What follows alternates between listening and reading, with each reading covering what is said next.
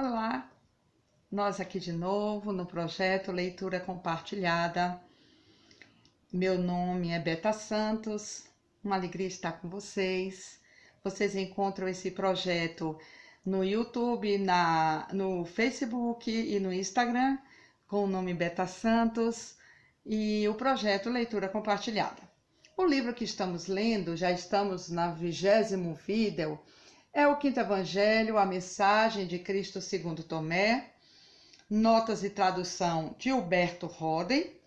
E hoje nós vamos para a 32ª sentença do Cristo, transcrita por Tomé e traduzida e feita interpretação, belíssimas interpretações por Huberto Roden. Vamos ao que Jesus nos traz hoje. Jesus disse: uma cidade situada no monte fortificada não pode cair nem pode permanecer oculta. Huberto Roden faz a seguinte interpretação. Este símbolo material referente à inexpugnabilidade de uma cidade situada no alto de um monte deve ser entendido nas condições dos tempos antigos, quando não havia ainda bombardeios aéreos. Além de ser inexpugnável, uma cidade construída no cume de um monte, ela é visível de todos os lados a grande distância. O simbolizado espiritual desse símbolo material da cidade no alto do monte é o caráter do homem que atingiu o cume da sua natureza e lá edificou a sua fortaleza. Sobre o seu eu divino, eu com letra maiúsculo inexpugnável pelas hostes do seu ego humano ou de outras potências inferiores. As potências do inferno jamais prevalecerão contra esse homem. Esse homem também não pode permanecer oculto por muito tempo. Ele é como a luz do alto do candelabro que ilumina todos que entram em sua casa, que dele se aproximam. Esta notoriedade do homem espiritual nada tem a ver com vaidade de publicidade, que caracteriza um homem profano. As palavras tantas vezes repetidas por Jesus, nada é oculto que não seja manifestado, se refere ao íntimo caráter das leis cósmicas que cedo ou tarde fazem conhecidas as coisas espirituais. Em pleno século XX, temos exemplo disso. Quem viveu mais oculto do que Ramakrishna e Maharishi, e agora o mundo inteiro está inundado de livros sobre estes místicos anônimos. Mahatma Gandhi, Albert Einstein, Sócrates fizeram o possível para desaparecerem no anonimato e hoje são nomes de projeção internacional.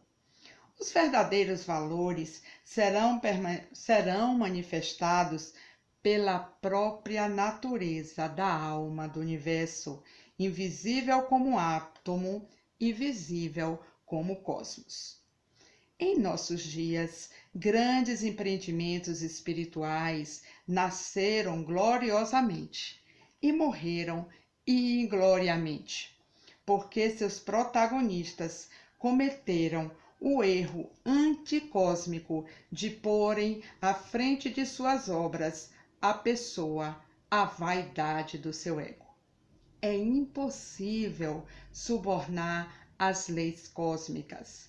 Por mais bem camuflada que seja a tentativa de suborno ou de contrabando, a obra vai ser destruída quando baseada por motivos egóicos. As leis cósmicas, que são as leis de Deus, não colaboram com nenhuma espécie de egoísmo, ganância, ambição, vaidade, personalismo, etc. E se Deus é contra nós, não adianta dinheiro nem prestígio político. A fim de garantir a perpetuidade de um empreendimento espiritual, deve o homem edificar a sua fortaleza no cume do monte sagrado do seu eu divino, e não nas baixadas do seu ego humano. Edifiquemos nosso ser no eu espiritual, aquele eu que nos conecta com as virtudes divinas. Prestemos atenção quais sentimentos que impulsionam as nossas ações. Vamos agora passar para a 33ª sentença.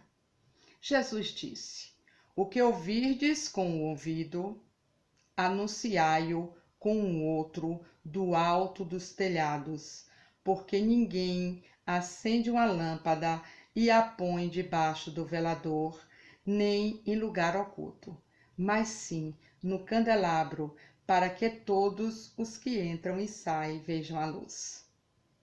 Vamos às interpretações, à tradução e notas de Gilberto.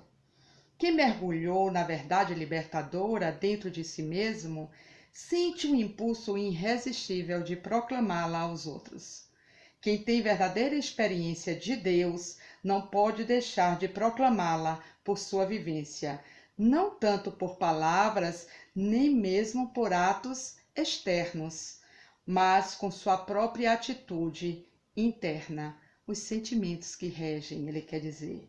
O íntimo ser do homem atua mais poderosamente do que qualquer externo agir, dizer ou fazer. A irradiação externa da luz é diretamente proporcional à sua intensidade interna. Fazei brilhar a vossa luz diante dos homens, para que eles vejam as vossas boas obras e glorifiquem vosso Pai Celeste. Não glorifiquem vosso ego humano, como querem os não iniciados, porque esse ego é apenas o canal, mas as águas vivas, estas, vêm da fonte. Fonte aí com letra maiúscula UF, vem de Deus, ele quer dizer. Há uma pseudomodéstia que pretende ocultar a luz das boas obras, a fim de evitar vanglória. Quem está em perigo desta pseudomodéstia, faz bem em ocultar a sua luz, mas um homem realmente espiritual não corre perigo de envaidecimento.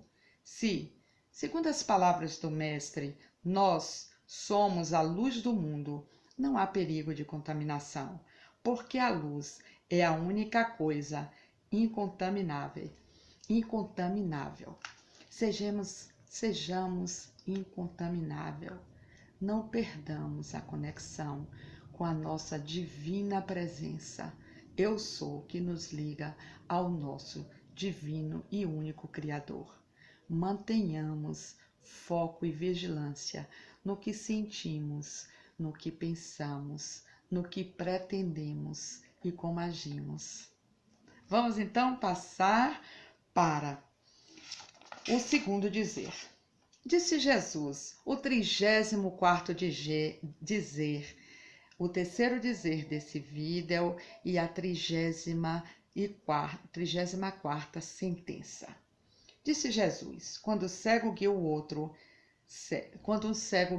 cego, ambos cairão da cova.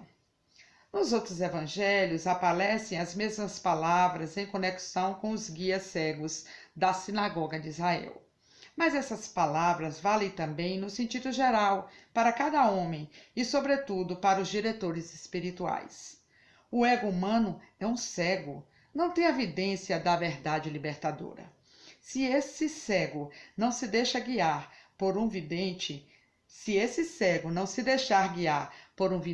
aquele que vê a verdade divina, desvia o caminho certo. O guia vidente seria o Cristo interno, a alma. Mas, se ela mesma não tem a devida experiência do seu Cristo, esse ego cego é guiado por outro ego cego. Daí a imperiosa necessidade de despertar em si o eu vidente. Autorrealização é impossível sem esse autoconhecimento. Estamos vivendo na era dos gurus, Por toda parte, desde o Oriente até o Ocidente, há homens que se arvoram em mestres e congregam discípulos. Os mestres prometem e conferem iniciação a seus discípulos. Alguns até oferecem diplomas ou certificados de iniciação. Nesse processo há dois iludidos, o iniciador e o iniciado. Nenhum homem pode iniciar outro homem. Não existe alo-iniciação, só existe auto-iniciação. Jesus, o maior de todos os mestres espirituais, nunca iniciou nenhum dos seus discípulos durante os 3 anos da sua atividade pública. Entretanto, no dia de Pentecostes, 120 de seus discípulos se auto-iniciaram, depois de 9 dias de silêncio e meditação. O que o mestre pode fazer é pôr seta nas encruzilhadas, indicando o caminho certo aos iniciados. Mas a iniciação é obra de cada iniciando iniciável. Se o mestre não é um verdadeiro iniciado na verdade libertadora, nem sequer pode colocar setas no caminho, porque ele mesmo ignora o caminho certo. É um guia cego guiando outro cego. Revela grande presunção um homem querer declarar que alguém é iniciado. Iniciação é um processo misterioso que ninguém conhece a não ser o próprio iniciado. Dar certificado de iniciação a alguém revela tanta ignorância como até mesmo, e pior, arrogância. É possível iniciar alguém ritualmente, mas não espiritualmente. Se um ritualmente iniciado se considera realmente iniciado, é um pobre iludido. Uma das maiores fraudes espirituais da humanidade de hoje se chama iniciação. Não vivamos fraudes, vivamos verdades absolutas. Não importa aquilo que vai para a sociedade, o que importa é a grandeza do conhecimento que trazemos internamente quando nos abrimos à verdade, à única verdade absoluta, o nosso Deus Criador, que permanece aceso, aguardando despertar no nosso Deus interior. Eu desejo a vocês um dia de muita paz, de auto-iniciação, que começa pelo autoconhecimento, por isso da necessidade da meditação. Namastê. O Deus que habita em mim reconhece o Deus que habita você.